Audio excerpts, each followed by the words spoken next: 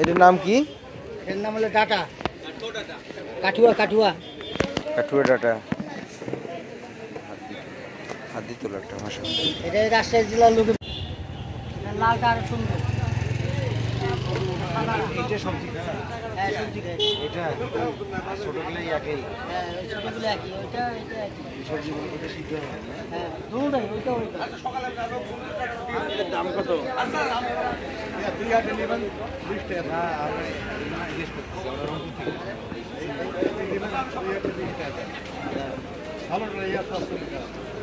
আমরা বাইক থেকে আসি।